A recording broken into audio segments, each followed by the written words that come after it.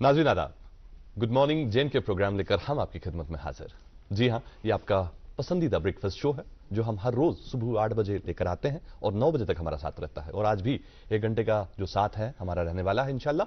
और इस फॉगी से मौसम में चाय की चुस्कियों के साथ आप हमारा शो एंजॉय करेंगे। आज मैं आपकी खिदमत में हाजिर हूं, आपका मेजबान तबरेज मदनी, और मेरा साथ दे रहे हैं आज के शो में मेरे साथी माजिदुल खैर नंदा। आदाब नाजरीन, तबरेज भाई अस्सलाम वालेकुम। वालेकुम अस्सलाम, कैसे हैं? अल्लाह का करम है, आप ठीक है? अल्लाह का शुक्र है। अल्लाह कैसा लग रहा है ये फॉगी मौसम में इतनी दूर से आना? हाँ, काफी मुश्किल है। You have to be very careful जब इतना विजिबिलिटी बहुत ज्यादा कम है।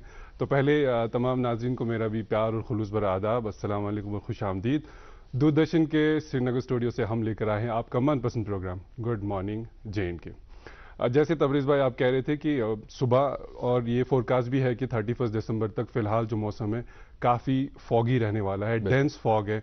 आज जो है विजिबिलिटी बहुत ज़्यादा कम है और फिर ऐसा कि नॉर्थ इंडिया के बहुत सारे जो स्टेट्स हैं including UT of Jammu and Kashmir में भी जो विजिबिलिटी है वो बहुत ज़्यादा कम है और इनफैक्ट बहुत ज़्यादा फ्लाइट्स को डाइवर्ट भी किया गया है। लिहाजा अगर आप सुबह सवेरे सफ़र के लिए या किसी भी काम के लिए घर से बाहर आ रहे हैं तो एक तो ये ज़रूरी बात है कि आप खुद को प्रॉपर्ली प्रोटेक्ट करें गर्म मलबूसात के साथ। जो हवा में जो पार्टिकुलेट मैटर होते हैं, तो भाई अक्सर जो बुजुर्ग या बच्चे सुबह सवेरे दरसगाह या ट्यूशन के लिए जाते हैं या रोटी वगैरह के लिए जाते हैं, और मेक श्योर कि आप उनको प्रॉपर्ली प्रोटेक्ट और वार्म कर रहे हैं। क्योंकि अभी अभी जैसे न्यूज़ भी चल रही है कि JN.1 जो कोविड का नया वेरिएंट है उससे भी थोड़े ज़्यादा केसेस अभी कहीं कहीं पे दिखाए आ रहे हैं। तशवीश की कोई ज़रूरत नहीं है, लेकिन हमेशा हम यही कहते हैं कि एहतियात इलाज से बेहतर है। Prevention is better than cure. So early morning जब अगर आप बाहर जाते हैं तो मेक श्योर कि फॉग है खुद को गर्म रखने की कोशिश करें। बिल्कुल सही।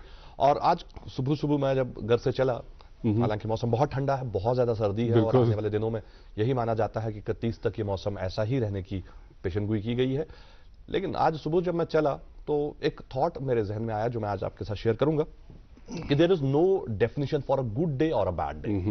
It's you and your thoughts that makes a day good और बेटर। बिल्कुल true. It should not be good और bad, it should be good और बेटर। इसे आप अच्छा बनाए और बेहतर बनाए, ये आपकी सोच पर निर्भर करता है। बिल्कुल। और कोशिश करें कि आप पूरे दिन को रूल करें, ना कि दिन आपको रूल करे। सही बात। तो फॉगी मौसम है, तो इस फॉगी मौसम में हम कोशिश यही करते हैं कि आपकी सुबह जो है वो शानदार हो, खुशगवार हो और आपका पूरा दिन जो है खूबसूरत थॉट से शुरुआत करें हम, ताकि आपका पूरा दिन खूबसूरत गुजरे। और जैसा कि नंदा ने कहा कि ये जो नया एक वेरिएंट आया है, हालांकि हमारा कभी भी मकसद ये नहीं होता कि हम आपको किसी भी बात से डराएं, लेकिन हमें होशियार रहने की बहुत जरूरत है। बिल्कुल। और नंदा ने कहा कि बच्चे आजकल ट्यूशन सुबह जाते हैं, दरसगाह जाते हैं, या बच्चे सुबह या बुजुर्ग सुबह नमाज के लिए जाते हैं। जब फॉगी मौसम होता है, ये फॉगी जब हमारे मतलब सामने फॉग बहुत ज्यादा डेंस होता है तो हमें विजिबिलिटी बहुत कम मिलती है। और कम विजिबिलिटी का मतलब ये है कि आपको ये नहीं पता 4 फीट पे 5 फीट की दूरी पर कौन है। और आजकल जो कुत्ते हमारे सड़कों पर होते हैं, स्ट्रे डॉग्स, वो बहुत नजदीक आपके होते हैं और अचानक वो भी घबरा जाते हैं और वो हमला कर सकते हैं। इसलिए जब भी आप घर से निकले तो एक छड़ी जरूर हाथ में लेकर चलें, ताकि आप भी सेफ रहें और अगर छोटे नन्हे बच्चे आपके साथ हैं वो भी सेफ रहें। खैर, आज के प्रोग्राम में भी नंदा बहुत कुछ है। बिल्कुल। लेकिन आपके पास कुछ ये मेरी तो आप ही के साथ जो आप बात कर रहे थे कि जो हम JN.1 वेरिएंट की बात करें, और जो आपने थॉट भी बताया कि हमारा अप्रोच ही डिसाइड करता है कि हमारा दिन कैसा होने वाला है। नॉट जस्ट दिन, हमारी जिंदगी का जो स्फेयर है वो भी कैसा होने वाला है। So all you have to do is have that positive energy, वो पॉजिटिव वाइब लेके ही चले। और इस हवाले से जो आज दिसंबर की 27 तारीख है, 2023 का दिन है, इस दिन को 2020 में international day for epidemic preparedness के तौर पर मनाया गया। वबाई अमराज की तैयारी का आलमी दिन के तौर पर इस दिन को मनाया जाता है। मकसद यही है कि तमाम ममालिक आपस में इश्तराक और इत्तेहाद के साथ मिलकर काम करें, ताकि अल्लाह ना करे कि कोई ऐसी इवेंचुअलिटी या कोई भी ऐसी इमरजेंसी आ जाती है तो उसको बेहतर तरीके से कैटर किया जाए। और ऐसा भी बताया जाता है कि तबरेज भाई, no one is safe until we all are safe. So हम सबको मिलके इस दिन की यही ताकीद है, यही इस दिन का मैसेज भी है कि हमारे पास जो क्रिटिकल इंफ्रास्ट्रक्चर है उसको डेवलप किया जाए, जो हमारे पास फंक्शनल कैपेसिटीज है उनको अच्छा बनाया जाए, और साथ साथ में जो वर्ल्ड है it should be better equipped to respond to emergencies. तो आज के दिन ये अहद करें, इट्स नॉट जस्ट कि हमें इस वेरिएंट को लेके और इस दिन को लेके तशवीश या परेशान होने की ज़रूरत है। ये दिन हमें ये इस बात पे भी स्ट्रेस कराता है कि हमेशा ज़िंदगी में we should be proactive rather than reactive, कि किसी चीज़ को होने के बाद हम रिएक्ट करें। It's better we start early,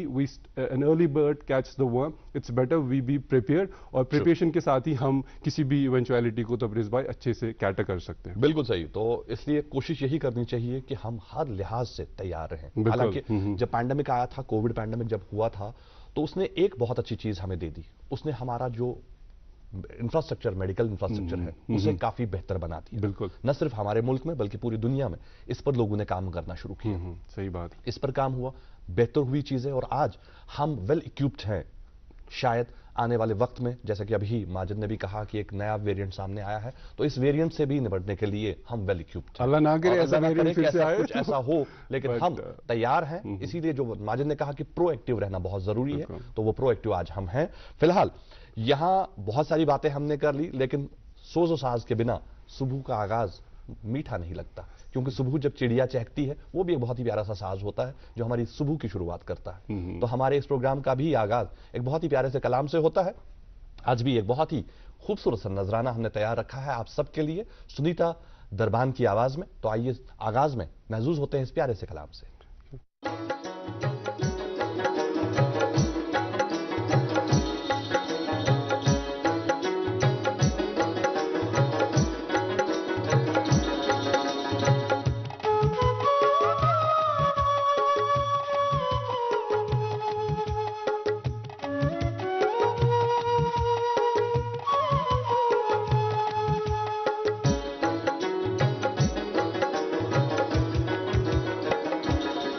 मैं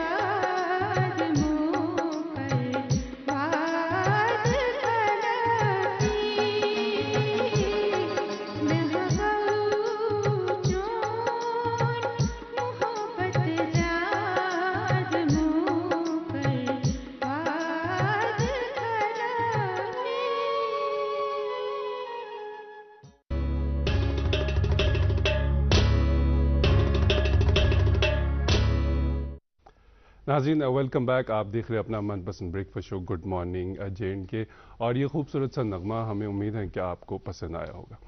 नाज़रीन रिवायती तौर पर आपको पता है कि हम एक मेहमान को मदु करते हैं और उसकी आपसे मुलाकात करते हैं। आज भी एक ऐसे ही हरफन मौला अभिनय दुनिया के एक ऐसे ही मेहमान को हमने मदु करा है, उससे आपकी मुलाकात कराएंगे। लेकिन प्रोग्राम में अभी वक्त हो चला एक तजारती वक्फे का। आप ये वक्फा देख लीजिए और उसके बाद आपकी आज के मेहमान के साथ मुलाकात कराएंगे। अस्सलाम वालेकुम। वालेकुम अस्सलाम। अरे आदिल ने ये नया घर बनाने के लिए कौन सा वक्त चुना है? इतनी सर्दी में तो सीमेंट सेट ही नहीं होगा। मैं तो अपने बाबा के नक्श कदम पे चल रहा हूँ, गलत कैसे हो सकता हूँ? हमने अपना ये पुराना घर भी सर्दियों में ही बनवाया था, दिल से और खाइबर ओपीसी सीमेंट से। बस एक ही सीमेंट है जो सर्दियों में भी मजबूत पकड़ देती है। ओपीसी ग्रेड 53 वाला खाइबर सीमेंट। घर हो या डैम, बिल्डिंग या दुकान, सर्दियों में भी अपने सपने बनाओ दिल से। खाइबर सीमेंट, दिल से बनाओ। डिजिटल बैंकिंग का है जमाना, टाइम है बचाना। डिजिटल बैंकिंग है आसान, करो चाहे कोई भुगतान, किसी वक्त भी कहीं भी। सेफ है, फास्ट है, हर पेमेंट उंगलियों पर सेट है। लेन देन के हैं ऑप्शंस कई, IMPS, NEFT, UPI भी। 24 घंटे करते ये काम, पेमेंट आसान और रहे आराम। RBI कहता है जानकार बनिए, चौकन्ने रहिए। कश्मीर, एक नाम, एक एहसास, जिसकी पहचान दिखती है पश्मीना के धागों की बारीकी में, मेहमान नवाजी के जायके में, मौसीकी की कशिश में और हर घर की हर दीवार में, जो बने हैं खैबर सीमेंट से और कश्मीर के हर जर्रे की तरह दिल से। खैबर सीमेंट, दिल से बनाओ।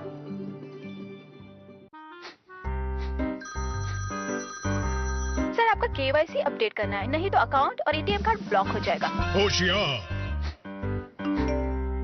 होशियार। 2.5 करोड़ का इनाम मुझे। देखिए अनजाने कॉल्स, फर्जी ईमेल्स, लिंक्स और जाली ऐप से अपना पिन, OTP, पासवर्ड कभी भी किसी के साथ शेयर न करें। आप रहेंगे बाखबर तो नहीं नुकसान का डर। RBI कहता है जानकार बने, चौकन्ने रहें।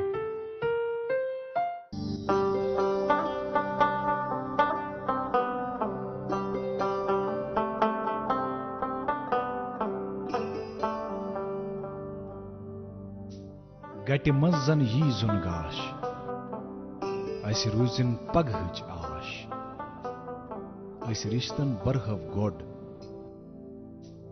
अस पखन कड़हव वाश। सेमटेक सीमेंट्स, रिश्तन हिज मजबूत इमारत। इस कमर्शियल ब्रेक के बाद आपका फिर से इस्तकबाल आपके मनपसंद breakfast show good morning J&K में। जी हाँ, इस वक्फे पर जाने से पहले नंदा कह रहे थे कि आज एक खास मेहमान से आपकी मुलाकात करवाएंगे। जी हाँ, नंदा का वादा मैं पूरा किए देता हूं और आज आपकी मुलाकात एक खास मेहमान से करवाने जा रहे हैं। इनका ताल्लुक, जी हाँ, इनका ताल्लुक है एक्टिंग से। ये एक एक्ट्रेस हैं, ये इवेंट डायरेक्टर हैं, ये कोरियोग्राफर हैं और इनने सिंगिंग का भी शौक पाला हुआ है। नाम है रहीना। रहीना जी, आपका बहुत बहुत वेलकम हमारे इस शो में। Thank you so much, so nice of you. Hi, हमारी खुशकिस्मती और खुशबख्ती है कि इस ठंड के मौसम में आप यहाँ आए। आपका हम आप चूंकि ठंडे इलाके से भी ताल्लुक रखती हैं, तो उसके बारे में भी हम जानेंगे और हमारे नाजरीन को भी बताएंगे। तो हमारा जो पहला सवाल होता है वो यही होता है और हमारे जो शायकीन, जो नाजरीन देखते हैं, उनको भी इश्तियाक रहता है कि जो ये मेहमान आए हैं, जिसको हमने बहुत दूर से दावत दी है और आपने ये दावत कबूल की है और हमारे स्टेज को नवाजा है। तो आप अपने बारे में बताएं, आपकी पैदाइश कहाँ से हुई है, आपकी तालीम और तरबियत का क्या सिलसिला रहा है? जी बिल्कुल, तो प्लीज। हाँ, पहले तो नंदा जी एंड तरबीज जी, आपका तहे दिल से मेरा शुक्रिया कि मैं अपने आप को खुश नसीब समझती हूँ कि कश्मीर को जन्नत बोला जाता है और मैं आज आप लोगों के साथ हूँ और सारी तमाम जो आवाम है उसका मैं तहे दिल से शुक्रिया अदा करती हूँ कि मैं आप लोगों के सामने हूँ। तो सबसे पहली बात तो ये है कि मेरा जो जन्म जहाँ हुआ है, बर्थ प्लेस मेरा शिमला है। ऐसे कि आप भी श्रीनगर हिमाचल, मतलब पहाड़ी है ना, पहाड़ी एरिया है और हिमाचल भी एक बहुत खूबसूरत पहाड़ी इलाका है। तो मैं वहाँ पे पैदा हुई हूँ और उसके बाद मतलब यू कैन से कि born up Shimla and bought up Mumbai. It's a contrast कि हिमाचल से बॉम्बे जाना, वहाँ का सफर तय करना, तो वो बहुत सारी मतलब जैसे बोलते हैं ना कि पहाड़ियाँ उतार चढ़ाओ घुमाओ, वही एक जिंदगी में था, देखने को मिली। जिंदगी में भी था। स्ट्रगल किया, इंडस्ट्री में आने का शौक था स्टार्टिंग से। And when I was in 8th standard तो I just got a award from governor in Himachal, best dancer का मुझे जो है उस टाइम अवार्ड मिला था। तो एक्टिंग का एक्चुअली क्या था कि मेरे मदर फादर आपकी स्टडीज वहाँ पे ही हुई? हाँ जी, स्टडीज मेरी वहीं पे हुई हैं, हिमाचल में ही गवर्नमेंट स्कूल की मैं पढ़ी लिखी हूँ। एंड आई जस्ट प्राउड कि मैं हिमाचल गवर्नमेंट स्कूल की पढ़ी हुई हूँ। एंड उसके बाद मेरे जो मम्मी पापा थे जो वो भी इंडस्ट्री में ही थे, बट समहाउ उन्होंने वहाँ पे रिश्ता जोड़ा, अफेयर हो गया, शादी की, and they just came back. तो हम लोग उनसे लड़ते थे कि आप क्यों इंडस्ट्री को छोड़ के आ गए। तो इंडस्ट्री को नहीं छोड़ा होता तो हमारे लिए वो स्ट्रगल जो नहीं होता वो बच जाता, रास्ता इजी हो जाता। तो आप देखिए कि तरबीज जी, नंदा जी, जो भी आप काम करते हो इन एनी फील्ड वो टफ नहीं होता है। It's a very tough and cause of female आपको बहुत सारी चीजें जो है देखनी पड़ती हैं, चैलेंजेस होते हैं। एंड फिल्म इंडस्ट्री का तो आपको पता है कि गॉड फादर होना बहुत जरूरी है। अंटिल कि आपके पास गॉड फादर नहीं है तो आपकी कोई आइडेंटिफिकेशन नहीं है। But I love to tell you कि उस टाइम प्राण अंकल जो हैं, जो विलेन होते थे, तो he used to call my mom को सिस्टर माना था उन्होंने। तो मम्मा को बोला कि नहीं, आप इसको छोड़ के जाओ, अगर इसने इंडस्ट्री में काम करना है तो ये खुद जो है स्टेप बाय स्टेप चलेगी एंड मैं पीछे हूँ। और मतलब उनकी मुझे सपोर्ट रही काफी उस टाइम पे। तो आज मैं आप लोगों के सामने हूँ। स्ट्रगल किया और काफ़ी उतार चढ़ाव भी देखे। समटाइम्स गेटवे ऑफ इंडिया के पास जाके बैठ जाती थी, कुछ होगा नहीं होगा। लेकिन ट्रिगर कहाँ से हुआ था? ट्रिगर पॉइंट कहाँ से था कि मैं अभिनय? आई वाज इन महालक्ष्मी में, हमारी एक जगह है महालक्ष्मी मुंबई में, तो वहाँ हमें एक फेमस स्टूडियो है, तो वहाँ पे प्रोड्यूसर्स डायरेक्टर्स के ऑफिसेज हुआ करते थे उस टाइम पे, ठीक है। तो वहाँ पे फिर मुझे जो है मिस्टर कृष्ण सेठी एक डायरेक्टर थे, तो उनसे मुलाकात हुई। किसी ने मुझे बोला कि आप वहाँ जाइए, तो वो जो है सीरियल्स ऐसे बना रहे।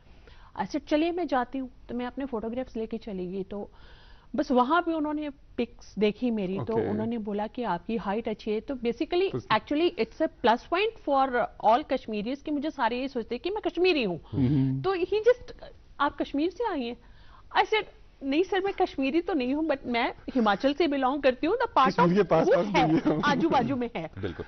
तो he said selected for my first serial was कथा सागर। ओके। कथा सागर जब मुझे मिला, पहले तो बिलीव नहीं हुआ। अच्छा करूँ, कैसे करना होगा, एक्टिंग कैसे करनी है ये। एंड कितनी एज थी उस टाइम पे? Hardly 18 years. ओके। और आप एक्टिंग बैकग्राउंड से भी नहीं थे? और बिल्कुल नहीं थी। ओके। तो बट मुझे ये था कि नहीं, मुझे करना है, I have to do anyhow. ठीक। तो बस वो इंशाल्लाह किया मैंने काम। और वो जमीन एपिसोड था विद परीक्षित सानी एंड वीना जी, तो उसके 2 एपिसोड्स थे, ठीक है। लियो टॉल्स्टॉय की स्टोरी थी वो, ठीक है।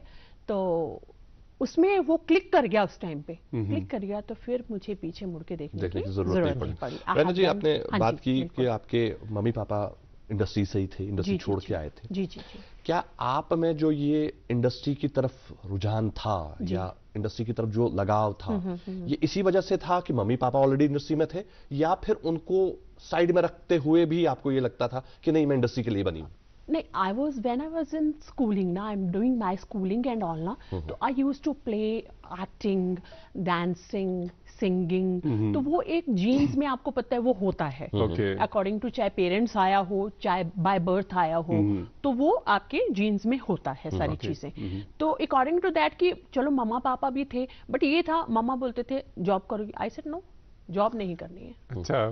जाना है तो इंडस्ट्री में जाना है, भेज दो, नहीं तो पढ़ाओगे जितना मैं उतना पढ़ती रहूंगी। Okay. But never used to do that job and all, not interested. Job का कोई शौक नहीं था? कोई शौक नहीं था एक्चुअली। वो मेरे को क्या है, यस सर नो सर करने की आदत नहीं। ओके।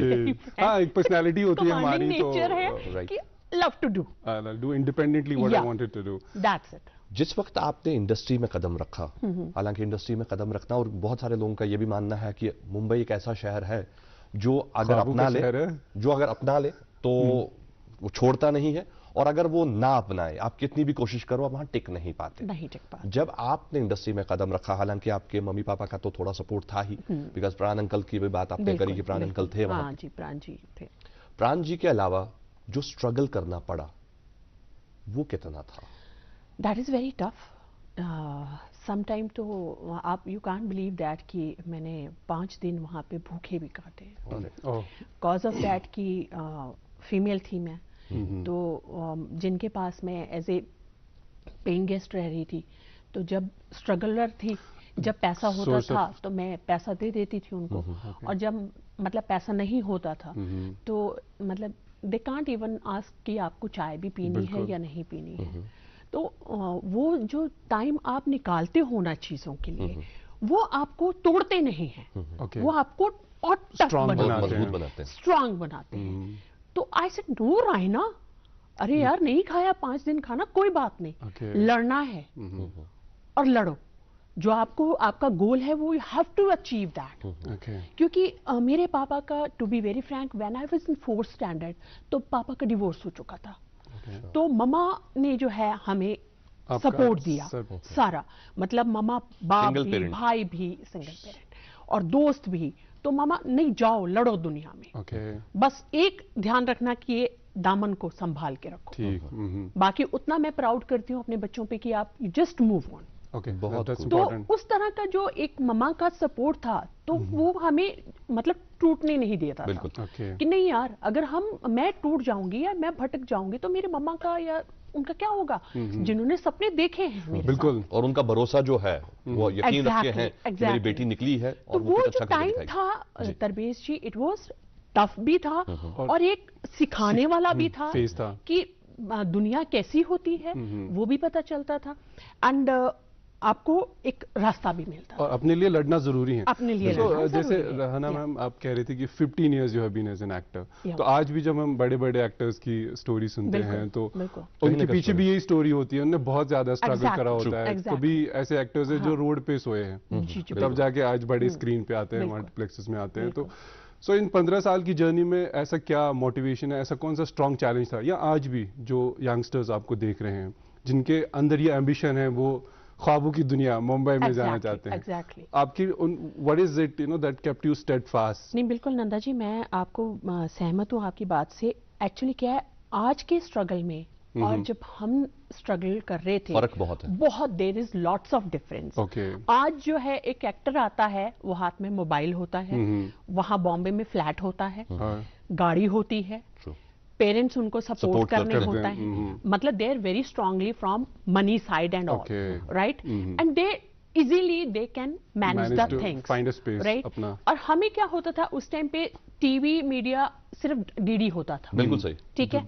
ये तो आप आज आपके जी भी है, कलर्स भी है, Star Plus, so many channels are there, private भी है, and you love to do work with them, right. और उस टाइम पे क्या था, एक डीडी है मात्र, उसके लिए आपको काम करना है और स्ट्रगल वहां जगह निकालनी है, वहां जगह बनानी है। I have done lots of DD के लिए मैंने ऐड की है, इनकम टैक्स की ऐड मेरी एक चलती थी, वो मेरी 2 साल चली है दूरदर्शन दिल्ली के लिए, एंड एक मैंने फुलवाड़ी करके उनकी कुछ ऐड बनाई थी, वो भी 1-1.5 साल वो भी चली। तो I have done lots of thing for DD. तो डीडी को मैं, वो चाहे डीडी कश्मीर हो या डीडी दिल्ली हो, मैं उसको अपने दिल से नहीं निकाल सकती, एंड बहुत दिल के करीब है मेरे, क्योंकि जुनून was my hit serial. I have done जुनून, आई हैव डन नूरजहां, ठीक है, उसमें मैंने नूरजहां की मदर का रोल प्ले किया था। It was directed by Imtiaz Khan ji, Amjad Khan के बड़े ब्रदर, ठीक है। वी वर इन राजस्थान, सम में हम लोग शूटिंग करते थे, तो it was a good experience over there. Then I have Balaji Telefilms का मैंने कश्ती किया है, उसमें मैंने एडवोकेट का रोल किया है। Then Amanat was hit serial उस टाइम पे, एंड देन आई प्लेड उसमें डॉक्टर का किरदार किया।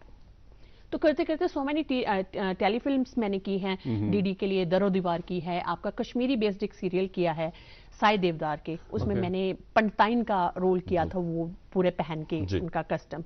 वीरेंद्र राजदान जी उसमें मेरे साथ ऑपोजिट में थे।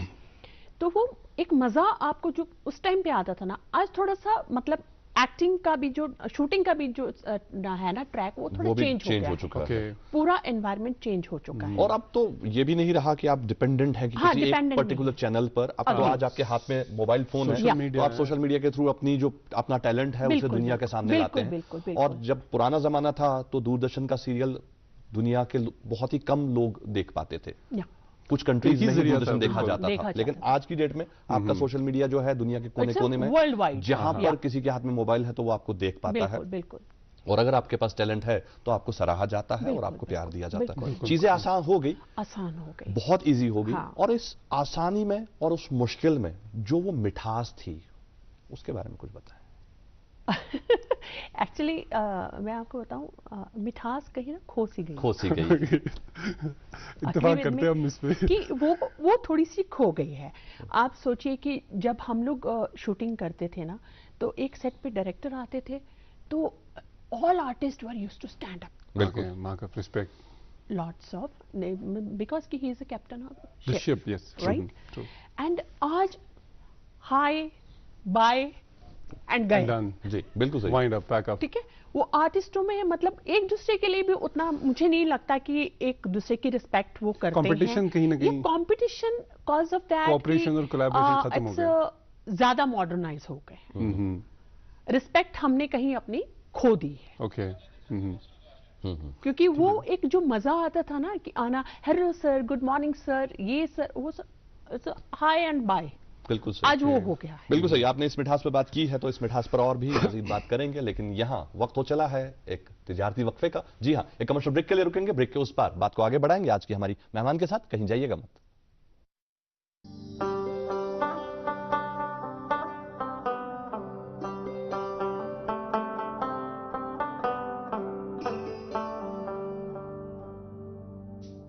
गटि मंज जन यी जुनगाश, अस रूजिन पगहच आश, अस रिश्तन बरहव गोड, अस पखन कड़हव बाश। सेमटेक्स सीमेंट्स, रिश्तन हिंज मजबूत इमारत। वादी के बेऔलाद लोगों के लिए खुशखबरी। वरदान IVF सेंटर मगरमलबाग श्रीनगर में 25 दिसंबर से 5 जनवरी 2024 तक डॉक्टरों की पूरी टीम मगरमलबाग श्रीनगर में बेऔलाद जोड़ों का चेकअप करेंगे, जिनकी सरबराही वरदान के डायरेक्टर डॉक्टर वरीश करेंगे। डॉक्टर वरीश के इलाज से पिछले 3 सालों में हजारों बेऔलाद लोगों के घरों में औलाद की खुशी का चिराग रोशन हुआ है। अगर आप भी सालों से औलाद की खुशी से महरूम हैं तो तशरीफ लाएं। 25 दिसंबर सन 2023 बरोज सोमवार से 5 जनवरी 2024 तक वरदान IVF सेंटर मगरमलबाग श्रीनगर। अपॉइंटमेंट के लिए कॉल करें 7814 792 726। अस्सलाम वालेकुम। वालेकुम अस्सलाम। अरे आदिल ने ये नया घर बनाने के लिए कौन सा वक्त चुना है? इतनी सर्दी में तो सीमेंट सेट ही नहीं होगा। मैं तो अपने बाबा के नक्श कदम पे चल रहा हूँ, गलत कैसे हो सकता हूँ? हमने अपना ये पुराना घर भी सर्दियों में ही बनवाया था, दिल से और खाइबर OPC सीमेंट से। बस एक ही सीमेंट है जो सर्दियों में भी मजबूत पकड़ देती है। OPC ग्रेड 53 वाला खाइबर सीमेंट। घर हो या डैम, बिल्डिंग या दुकान, सर्दियों में भी अपने सपने बनाओ दिल से। खाइबर सीमेंट, दिल से बनाओ। नाज़रीन, वेलकम बैक। आप देख रहे हैं अपना मनपसंद breakfast show good morning JNK, जो दूरदर्शन के किसी चैनल से नश्र हो रहा है। आप हमारे प्रोग्राम्स को यूट्यूब पर भी देख सकते हैं और हमारी चैनल को सब्सक्राइब करें और जो दीर नशरियात आप तक पहुंचती है उससे भी लुत्फ़अंदोज़ हो। नाज़रीन, जो हमारे आज के मेहमान हैं उनके बारे में मैं एक शेर जहन में आ गया तो मैं बताना चाहता हूँ। कहते हैं, ठहर जाओ तो नहीं है बस्तियों में रास्ते, ठहर जाओ तो नहीं है बस्तियों में रास्ते, चल पड़ो तो पानियों में राह गुजर मौजूद है। Yes, we have with us an actor and event director, choreographer Raheena ji. तो हम बात कर रहे थे मिठास पे, तो मिठास के साथ में एक और शब्द ऐड करना चाहता हूँ यहाँ पे, वैल्यूज़ की। जैसे एक्टर्स होते हैं, TV पर्सनैलिटी होती है, इनका एक सेगमेंट होता है जिसको ये इन्फ्लुएंस करते हैं। तो कितना इम्पॉर्टेंट होता है और कितनी ज़्यादा जिम्मेदारी इन एक्टर्स पे होती हैं कि वो पब्लिक को सही दिशा में, सही डायरेक्शन में गाइड करे। तो जैसे आप बात कर रहे थे कि कितना, क्योंकि because you are a public personality, तो कितना केयरफुल और कॉशियस आपको रहना पड़ता है। नहीं देखिए, हर चीज में, हर फील्ड में आपको जो है कॉशियस तो रहना पड़ता है। टीवी पर्सनैलिटी का ज्यादा रहता है। टीवी पर्सनैलिटी का ज्यादा होता है कि आप आम पब्लिक से जो है ज्यादा इंटरेक्ट नहीं हो पाते हो, ना ज्यादा राब्ता कर पाते हो। लेकिन टेलीविजन के जरिए, स्क्रीन के जरिए कोई भी बात आप करते हैं तो वो पत्थर की लकीर हो जाती है, लोग से मानते हैं। पता नहीं वो कुछ एडमायरिंग हो जाता है कि नहीं यार, ये आर्टिस्ट ने अगर ये बात कही है तो कुछ तो होगा, समथिंग इज देयर। कुछ बातें तो ऐसी हो जाती हैं कि जब हमने, अगर किसी को आजकल के दौर पे भी आप किसी को भी कोई स्ट्रगल की बात बताते हो अपनी, तो वो बड़ा लाइटली लेके निकल जाता है। कॉज ऑफ दैट कि उसने वो स्ट्रगल किया नहीं, देखा ही नहीं है, उसने वो टाइम देखा नहीं है, तो उसको ये जाने दो यार, ये मतलब एमी फेंक रहे हैं, ठीक है, ये मतलब फेंकू है, ये फेंकू वाली बात करके वो बड़े लाइटली लेके साइड में निकल जाता है। अब क्या होता है, अल्फाज आपके जो भी अगर हम बोलते हैं, अगर आप उसको जो है एप्लीकेबल करता है दूसरा इंसान तो उसके लिए फायदा है। अगर मैंने कई बार मतलब हमारे शिमला से कुछ आर्टिस्ट ऐसे बेचारे आए थे जो स्ट्रगलर थे, जिनको शौक था एक्टिंग करने का उस टाइम पे, तो मैंने उनको बोला, मैंने कहा आप आ तो गए हो यहाँ पे, आपको पता है कि स्ट्रगल कितना है यहाँ पे, बहुत टफ होता है इंडस्ट्री में आना। आप सोचते हो कि हम लोग आ गए हैं तो हमने कैसे दिन रात एक किया है, हमने कैसे अपने आप को भूखों भी काट के अब सर्वाइव कर रहे हैं, खड़े रखा है अपने आप को। तो वो एक मेरे कजन ही आ गए थे बेचारे वहां पे, तो ही वाज दीदी मैं एक्टिंग करने के लिए आया हूँ। मैंने कहा तूने सिर्फ शिमला से ट्रेन पकड़ी तो सीधे बॉम्बे के लिए आ गया डायरेक्ट, फिर रास्ते तो रुकता, तू पहले सोचता तो सही। तो उसका आप सोचिए कि मतलब काफी वेल ऑफ थे, वो बगीचा था, ये था, वो था, फलाना था, ढिमका। बट एक दिन मैंने क्या पाया, I just felt very bad to see him कि आई वाज, मैं कुछ गेस्ट के साथ गई थी होटल में, रेस्टोरेंट में खाना खाने के लिए, तो he was doing waitering over there.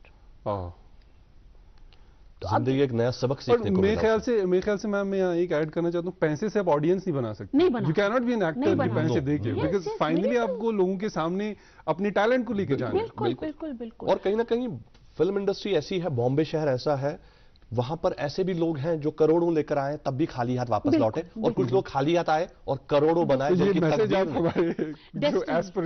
आपको मैं बताऊं ना कि आर्टिस्ट होना आपके लिए, इंडस्ट्री में आना सेकेंडरी है, आर्टिस्ट होना, बट लक बहुत इम्पोर्टेंट, लक बहुत जरूरी है। अगर आपकी किस्मत आपके साथ देती है ना, तो हाथ आपको कहीं से भी मिल जाएगा।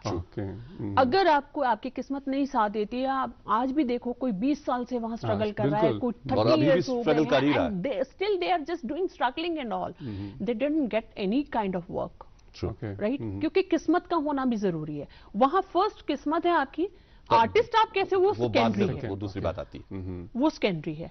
फिर मैंने जो उनको जब वो देखा तो वो बेचारे वेटर बना, वो बेचारा तो वो मेरे पास नहीं आ रहा है। फिर मैंने उसको बोला, मैंने कहा विजय तुम ऐसे ऐसे निकले हो यहाँ से, आप बिलीव नहीं करोगे, मैंने उसको टिकट निकाल के दिया, मैंने कहा वापस कर जा। आज वो शादीशुदा है, अपनी उसने फ्लोर मिल चलाई हुई है शिमला में, and now he is well settled. Actually उसकी डेस्टिनी में फ्लोर मिल चलाना था, गलत जगह पे आया था, वो चक्कर काटना लिखा हुआ था, और वो सबक सीखकर ही वापस गया, और तब जाके वो फ्लोर मिल का मालिक। मैं तबरेज भाई एक बात यहाँ पे ऐड करना चाहता हूँ, जब मैम ने उनको बोला था कि यहाँ कितना कैसा स्ट्रगल, क्योंकि एक प्रोवर्ब भी है, वो बोलते हैं कि जो अक्लमंद इंसान है वो मशवरे से ही आगे बढ़ समझ के सीख ले लेता है, लेकिन जो बेवकूफ इंसान होता है वो अमल करके सीख लेता है, वो मशवरों पे नहीं मानता उसको। सॉरी टू से नंदा जी दिस, क्योंकि वो एक्टिंग का भूत इतना घुसा होता है ना दिमाग में, कुछ और सोचने नहीं देता, वो कुछ और सोचने नहीं देता आपको। It's not a concern of कि समझदार हो बेवकूफ हो, वो कुछ नहीं वहां काम करता है आपका। इट्स अ कंसर्न ऑफ कि नहीं यार ये बन गया, मैं क्यों नहीं बन सकता, मुझे भी करना है। जब उनको ठोकरें लगती हैं, वहां पता चलता है कि what is minus what is plus, तब वो थोड़ा दिमाग में तभी दाना होते तो पहले ही समझ गए होते ना, समझ गए होते, फिर चिमना सर नहीं निकलते। और ये भी है ना कि जिसमें एक्टिंग का, वो कहते हैं ना एक्टिंग का कीड़ा, जिसमें ये आ जाता है, वो कुछ और करने नहीं कर सकता। रैना जी आपसे जानना चाहेंगे कि आप कश्मीर में हैं आज। हाँ जी बिल्कुल, पहाड़ियों में आज एक बार फिर हैं आप, फिर से। क्यों हैं आप कश्मीर में? सिर्फ घूमने आई हैं या किसी खास मकसद से कश्मीर आई हैं? नहीं, कुछ मकसद तो होगा तभी मैं हूँ, और तभी मैं आपके रूबरू भी हूँ। एक्चुअली क्या है, रिसेंटली आपका ही डीडी कश्मीर का एक सीरियल अभी बना है, जेके सिंगिंग स्टार, ठीक है, और एज यू नो कि थोड़ा बहुत मैं भी गा लेती हूँ, तो उसके लिए जो है मैं, दिलीप सेन जी आए हुए थे यहाँ पे, साधना सरगम जी आई थी आपके मेन जजेस के लिए, आपके एजाज राह यहाँ के कश्मीरी जो बहुत अच्छे सिंगर हैं वो भी आए हुए थे। तो दिलीप भाई के करके मुझे भी वहाँ जाने का मौका मिला। तो आई लव टू कि मैं एज एन आर्टिस्ट जाती हूँ कि कौन क्या कर रहा है क्या नहीं कर रहा है। तो वहाँ एक पोटेंशियल मुझे दिखा कि नहीं यार, जो हिमाचल है या कश्मीर है, ये आपके ऐसे हैं कि यहाँ पे आपको जो है सिंगर्स, एक्टर्स बहुत हैं। अच्छा, टैलेंट है, लोगों में टैलेंट बहुत है, बट उनको एग्जैक्टली प्लेटफॉर्म नहीं मिलता है। ठीक है, अगर कोई बेचारा बॉम्बे भी जाने वाला होता है, समहाउ फाइनेंशियली कंडीशंस हैं, नहीं पेरेंट्स अलाउ करते हैं, नहीं जा सकता है, उनके ख्वाब अधूरे रह जाते हैं। सही बात है, रियलिटी है। Who those are talented, right? Yes. Either they are actors, either they are singers. तो उसमें क्या हो जाता है somehow, फिर मैं एक बार मुझे बधरवा है आपका यहाँ पे, जिसको छोटा कश्मीर के नाम से भी, तो एज ए जज मुझे वहाँ बुलाया गया था सिंगिंग एंड एक्टिंग कंपटीशन के लिए। तो I was judging over there. तो मैंने देखा कि स्टूडेंट्स में बहुत ज्यादा पोटेंशियल है, एक से बढ़कर एक सिंगर हैं वहाँ पे, और एक्टर्स भी अच्छे हैं, but they don't get that kind of platform over there. तो मैंने बोला कि चलो यार, मेरा एक सपना था कि मैं आइदर हिमाचल के लिए, आइदर जम्मू कश्मीर के लिए मैं कुछ करूं मिलके। तो फिर मैंने दिलीप भाई से बात करी। तो मैंने दिलीप भाई को बोला कि हम क्यों ना यहाँ पे एक स्टूडियो खोलें। बहुत खूब, दैट्स वंडरफुल। ठीक है, अच्छा, हु दोज आर एक्टर्स उनके लिए, हु दोज आर सिंगर्स उनके लिए, और समहाउ आपको पता है आजकल जुम्बा का बड़ा क्रेज है, जुम्बा का बहुत है, maintain your body for females, for mails, everybody. तो मैं उसको कोशिश कर रही हूँ कि हम एक स्टूडियो यहाँ पे ओपन करें एज सुन एज पॉसिबल। तो उसका है कि विद इन अ मंथ हम जो है उसको स्टार्ट कर देंगे। तो बाकी अल्लाह के हाथ में, अल्लाह बेहतर जानता है। बिल्कुल सही नीयत से अगर काम कोई भी शुरू किया जाए तो उसमें ऊपर वाला हमेशा साथ देता है। और जब आप किसी चीज को शिद्दत से चाहते हैं, ये फिल्म का डायलॉग भी रहा है कि अगर आप किसी चीज को शिद्दत से चाहते हैं तो पूरी कायनात जुड़ जाती है उसे हासिल करवाने के लिए। तो वैसे ही इन्होंने जो ख्वाब देखा है रियाना जी ने, यहाँ पर एक स्टूडियो लगाने का, यहाँ के जम्मू कश्मीर के बच्चों को एक प्लेटफॉर्म देने का, उसके लिए इनकी एक बहुत ही प्यारी सोच है, एक प्यारी सी नीयत है जिसको लेकर ये चले हैं, और डेफिनेटली ऊपर वाला साथ जरूर देगा। तो इनसे और भी गुफ्तगू करेंगे, और भी बातें जाननी है इनसे, इनके आगे ख्वाबों के बारे में। लेकिन यहाँ रुकते हैं एक और कमर्शियल ब्रेक के लिए, कहीं जाइएगा मत। कश्मीर एक नाम, एक एहसास, जिसकी पहचान दिखती है पश्मीना के धागों की बारीकी में, मेहमान नवाजी के जायके में, मौसीकी की कशिश में, और हर घर की हर दीवार में, जो बने हैं खैबर सीमेंट से, और कश्मीर के हर जर्रे की तरह दिल से। खैबर सीमेंट, दिल से बनाओ।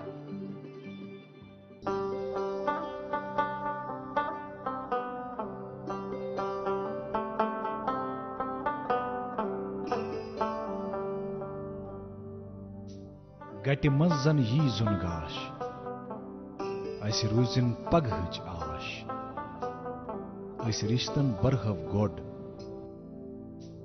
ऐसे पखन कड़हव वाश। सेमटेक्स सीमेंट्स, रिश्तन हिज मजबूत इमारत। ब्रेक के बाद आपका फिर से इस्तकबाल आपके अपने ब्रेकफास्ट शो में। जी हाँ, नाम है गुड मॉर्निंग JNK, और बात हम कर रहे हैं आज के हमारे मेहमान से। रैना जी हमारी आज की मेहमान है, जो कि एक एक्ट्रेस हैं, एक कोरियोग्राफर हैं और इवेंट डायरेक्टर भी हैं। रैना जी, आपने कहा कि आप स्टूडियो लगा रही हैं यहाँ जम्मू कश्मीर के बच्चों के लिए, जिन्हें सिंगिंग का शौक होगा वो भी वहां जगह पा पाएंगे, जिन्हें एक्टिंग का शौक होगा वो भी वहां जगह पा पाएंगे। ये आपका स्टूडियो जो है, ये किस तरह से काम करेगा, क्या करेगा इस स्टूडियो, थोड़ा सा हमारे देखने वालों को बताएं। जी बिल्कुल। एक तो ये सारा जो हमारा स्टूडियो जो बन रहा है यहाँ पे, जो हम स्टार्ट करेंगे, वो बॉलीवुड से ही रिलेटेड होगा। ठीक है, तो हम अगर एक्टिंग क्लासेस यहाँ पे कंडक्ट करते हैं तो हमारे क्या है, जो टीवी आर्टिस्ट हैं जिनको हम बहुत अच्छे से जानते हैं, जो मतलब ज्यादा तड़ी ना दिखा के यहाँ पे बच्चों के लिए आ सकेंगे, तो हम उनका बच्चों के साथ क्रैश कोर्स दिया करेंगे for 3 days, for 5 days, 7 days, whatever they can just provide the dates and all, right? And ऐसा ही दिलीप भाई से मेरी बात हुई है, एंड दिलीप सेन जी ने मुझे प्रॉमिस किया है इस बात के लिए कि आप जो है स्टूडियो खोलो, तो एवरी मंथ वो 3 days के लिए यहाँ पे आया करेंगे। फॉर ट्रेनिंग, फॉर बच्चों को म्यूजिक के सिंगिंग क्लासेस देने के लिए। और उसमें जो हमारे बच्चे ट्रेंड होते हैं, either they are just actors, singers, तो हम उनके लिए प्लेटफॉर्म क्या है, आजकल यहाँ से बच्चों को जाना पड़ता है आपको ऑडिशन देने के लिए, इंडियन आइडल के लिए, सारेगामापा के लिए, कई बेचारे जम्मू भागते हैं, कईयों को अमृतसर जाना होता है, कईयों को चंडीगढ़ पहुंचना होता है, दिल्ली पहुंचना, it's very tough for them, right. तो हम ये चाह रहे हैं कि हमारे स्टूडियो उस तरह की पोटेंशियल बच्चों को दे कि they just call Indian idols हमें डायरेक्ट हमारे स्टूडियो पे, कि आपके पास कितने कौन से बेस्ट सिंगर्स हैं, उनको हम जो है आप लेके जाइए। तो हम चाहते हैं कि वो डायरेक्ट यहाँ से जो है इंडियन आइडल के लिए सिलेक्ट हो या सारेगामा के लिए सिलेक्ट हो जाए, जो भी सिंगिंग कॉम्पिटिशंस होते हैं। और रह गई एक्टर्स की बात, अब तो एक्टर्स की बात हमने क्या सोची है यहाँ पे कि जैसे हम स्टूडियो स्टार्ट करेंगे विद इन 6 मंथ्स और 8 मंथ्स के अंदर अंदर या विद इन ईयर के अंदर अंदर हम लोग अपना एक वेब सीरीज जो है, शॉर्ट फिल्म्स या वेब सीरीज जो है, हम नेटफ्लिक्स के लिए, अमेजॉन के लिए उनको स्टार्ट करेंगे। तो जो who those are not able to go to Mumbai, वो यहीं से अपने एक्टर्स लेंगे और हम उनके लिए सीरीज बना के आगे लेके जाएंगे। लेकिन एक सवाल होगा मेरा कि जैसे हम बात कर रहे थे कि इंडस्ट्री बहुत कॉम्पिटिटिव है, बहुत ज्यादा कॉम्पिटिटिव है, तो आप इस स्टैंडर्ड को आप ध्यान में रखेंगे जब आप इन बच्चों को, क्योंकि आगे जाके उनको वही कंपटीशन में जाना है। So do you think the youngsters जो ये ड्रीम रख रहे हैं फिल्म इंडस्ट्री में जाने का, यहाँ से ऐसा ट्रेन करके हम उस तरीके से वहाँ उस कंपटीशन के लिए बनाएंगे, ताकि उनको उस तरह का कॉन्फिडेंस मिले एक्टिंग सीखने के लिए कि नहीं हमें कौन सी लाइट कैसे फेस करनी है, अगर 10 आर्टिस्ट हैं तो हमें कैसे लुक देनी है कैमरा को, हमें डायलॉग डिलीवरी कैसे देनी है, क्योंकि यहाँ पे कुछ एक्सेंट कश्मीरी वर्ड्स में फंस जाते हैं, वो है थोड़ा सा, तो उनको अल्फाज कैसे क्लियर करने हैं, डायलॉग डिलीवरी कैसे देनी है, ठीक है, कैमरा फेस कैसे करना है, मतलब they will get that kind of things, ABCD, मतलब उनको सारी पता चलेगी एक्टिंग की, तो दे विल जस्ट मोर। काफी चैलेंजिंग है लेकिन सही में। रायना जी, जो आपने बात की कि मतलब एक्सेंट का हमेशा इन्फ्लुएंस रहता है, मदर टंग का इन्फ्लुएंस हमेशा रहता है, तो आप जब यहाँ क्लासेस शुरू करेंगी तो किस जुबान में करवाएंगी क्लासेस? वो हमारी हिंदी लैंग्वेज में ही होंगी। हाँ जी बिल्कुल, जो हमारी बॉम्बे फिल्म इंडस्ट्री में जो बॉलीवुड में आपके चलते हैं जो डायलॉग्स, जिस तरह से अभी हम लोग आपस में कन्वर्सेशन कर रहे हैं, तो इसी तरह के डायलॉग्स ही होते हैं, तो उसी तरह से हम जो है, जैसे अब कई बार होता है हम ख्याल बोलते हैं, ठीक है, यहाँ ख्याल बोल देते है ना, हम जैसे बोलेंगे कि गुम, यहाँ गुम कर दे, तो है ना जज्बात, यहाँ जज्बात समटाइम्स कुछ ऐसा नुक्ते का बोलते हैं ना कि नुक्ते के हेर फेर ने खुदा को जुदा कर दिया। बिल्कुल रायना जी, आपने अपने ख्वाब के बारे में बता दिया, जो आप ख्वाब लेकर आई हैं कश्मीर, इस पर हम ऊपर वाले से दुआ करेंगे कि आपका ख्वाब पूरा हो और आप एक बहुत ही शानदार सा एक प्लेटफॉर्म प्रोवाइड करें यहाँ के बच्चों के लिए। एक सवाल मेरे जहन में जो मैं पूछना चाहता हूँ, जी बिल्कुल, 15 साल अपनी इंडस्ट्री को दे दिए, कोई ऐसी याद जो आज तक आप नहीं भूली है, कोई ऐसा पल जो आज भी याद आता है? बॉम्बे को नहीं भूलती हूँ। दिल से नहीं निकलेगी। बॉम्बे बोलता नहीं, ये मुंबई मेरी जान जी। तो वो बॉम्बे तो आना जाना लगा रहेगा अभी भी जी। तो अभी भी रिसेंटली मैं जाके आई हूँ, तो वो बॉम्बे आप नहीं छोड़ सकते, क्योंकि when I was in teenager, तो बॉम्बे ने मुझे बहुत सिखाया है। बोलते हैं ना कि आमची मुंबई आमची मानसा, तो मैं वो हूँ, तो मैं उसको नहीं भूल सकती। एंड समहाउ कुछ कड़वी यादें भी हैं जिनको मैं चाहते हैं आपको भूल जाएं। Want to explain in front of everybody, बहुत खूब, जो बीत गई सो बात गई। बहुत खूब। तो नाज़रीन मोहतरम, बातचीत जारी है आज के हमारे मेहमान से, और जैसे उन्होंने कहा कि वो आने वाले वक्त में यहाँ स्टूडियो लगा रही हैं, यहाँ क्लासेस होंगी, जो लर्निंग का जो प्रोसेस है वो यहाँ शुरू करेंगी, और लर्निंग के प्रोसेस के ही हवाले से आज भी हमारे साथ डॉक्टर मरगूब साहब हैं, जी हाँ, हमारे साथी, जो एक बहुत ही शानदार सा सेगमेंट लेकर आते हैं, और ये सेगमेंट मेरे को बहुत ही पसंद है, मैं दिल से इस सेगमेंट को पसंद करता हूं, और उम्मीद करते हैं कि आप भी इसे पसंद करते होंगे। तो आइए मिलते हैं आज के हमारे मेहमान, आज के हमारे साथी डॉक्टर मरगूब से, जो लेकर आए हैं ये प्यारा सा सेगमेंट।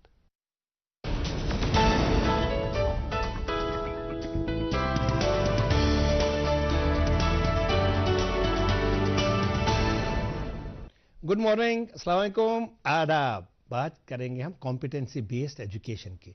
कॉम्पिटेंसी बेस्ड एजुकेशन क्या होता है? ये नहीं है कि आपने कितना कंटेंट याद किया है और उसको रिगोर्जिटेट किया, वापस वही दिया, आपको मार्क्स कार्ड में लगे और आप कामयाब हो गए। नहीं, वो तो सेकंड क्लास रॉबर्ट्स, उससे बनेंगे आप। रिगोर्जिटेटिंग इन्फॉर्मेशन से ये कुछ नहीं है, एंड टेकिंग टेस्ट, वो कब काम नहीं करेगा। कॉम्पिटेंसी बेस्ड किसको कहते हैं? कॉम्पिटेंसी बेस्ड एजुकेशन किसको कहते हैं? सपोज आज मैं ड्राइविंग के लिए जा रहा हूं आपके साथ और मैं भी सीखना चाहता हूं, आप भी सीखना चाहते हैं। मैंने 2 दिन में गाड़ी चलाना सीखा, आपने 4 दिन में गाड़ी चलाना सीखा, लेकिन अल्टीमेटली जो हमारा एग्जाम होगा वो किसके लिए होगा? कौन बेहतर गाड़ी चलाता है। तभी कहते हैं इन कॉम्पिटेंसी बेस्ड लर्निंग, जो लर्निंग है वो कांस्टेंट है और टाइम इज वेरिएबल, कोई कम टाइम लेगा, कोई ज्यादा टाइम लेगा। सो कॉम्पिटेंसी होती क्या है? आप देखिए, competency means it is knowledge, skills and abilities. तो ये एबिलिटीज को यूज बेटर तरीके से करें, इस नॉलेज को, that is called competency. So competency can be defined as an individual's capability of performing a task successfully in professional हो या educational and life context by using क्या क्या? Knowledge, skills and abilities. अब knowledge क्या चीज है? Knowledge means conceptual and theoretical understanding, चीजों को अंडरस्टैंड करना। ये उसके बाद आ जाता है skills, measurable and observable proficiency, किस तरीके से उसको, this can be learn through trainings. इसके बाद एबिलिटीज, क्या ये इस नॉलेज को और स्किल को किस तरीके से अपनी जिंदगी में इस्तेमाल कर सकता है, और ये चीजें कराई जा सकती हैं। अब व्हाट इज कॉम्पिटेंसी? उसके लिए 5 पॉइंट्स जो है जो डिफाइन करते हैं कॉम्पिटेंसी बेस्ड एजुकेशन को। ये डिमॉन्स्ट्रेटेड मास्टरी, जैसे मैंने अभी आपको बताया था, इसमें well defined competency and learning outcomes, जो हमारा अल्टीमेट गोल है, meaningful assignments and A positive learning experience, उसको जो वो सीख रहे हैं वो समझ रहे हैं, और फिर differentiated support based on individual learning needs. और 5वीं जो है that is application of competencies and creation of knowledge, skills and disposition. ये 5 चीजें। अब इसकी 6 कंपोनेंट्स है कॉम्पिटेंसी बेस्ड लर्निंग या कॉम्पिटेंसी बेस्ड एजुकेशन की। That is 1, that is clearly defined learning outcomes, flexibility, multiple pedagogies, variety of engaging contents and criterion referenced testing और demonstration, ताकि वो डेमोन्स्ट्रेट करें जो उनके पास गोल लाइफ में सेट किए हैं, जो नॉलेज उन्होंने एक्वायर किए हैं, जो स्किल्स उनके पास हैं, वो उस गोल के लिए वो इस्तेमाल करें जो उन्होंने जिंदगी के लिए बनाया है। तो ये चीजें इसको कहते हैं कॉम्पिटेंसी बेस्ड लर्निंग। अभी मैं आपको बताया, मैंने जब टाइम वेरिएबल बताया और मैं आपको बताया, जैसे सपोज मैं आप मेरे घर मेहमान आए हैं और मैंने आपके लिए सब्जी पकाई है और मैंने आपको परोसी वो, और जैसे आपने सब्जी की वो तीखी थी, अब तो मैं कुछ नहीं कर सकता। तो this is called assessment of learning, मतलब अब मैं कुछ नहीं, लेकिन अगर मैंने बनाते बनाते उसको थोड़ा सा चखा था, कैसे नमक बराबर है, मिर्ची बराबर है, ऐसे, तो that's called assessment for learning. Assessment for learning कि बच्चे के बारे में पता चलेगा, जब पेडागोजी भी इतनी टीचर्स में इतनी अच्छी होगी कि उनको पता चलेगा, क्योंकि कंटिन्यूअस असेसमेंट होते रहेंगे। हाँ, कोई कम कोई ज्यादा, किसी को हो सकता है दोबारा उसमें टाइम लेगा, वो 2 बार समझने में, जब मैंने गाड़ी जैसा एग्जाम्पल आपको दिया हो सकता है, लेकिन दोनों का अल्टीमेट हमारा गोल है हर कोई गाड़ी चलाना सीखेगा। This is called competency based education. ये सिखाया जा सकता है through ISPD, intellectual, social and personality development programmes. आज आप मुझे दे दीजिए इजाजत, आप देखते रहिए गुड मॉर्निंग J&K।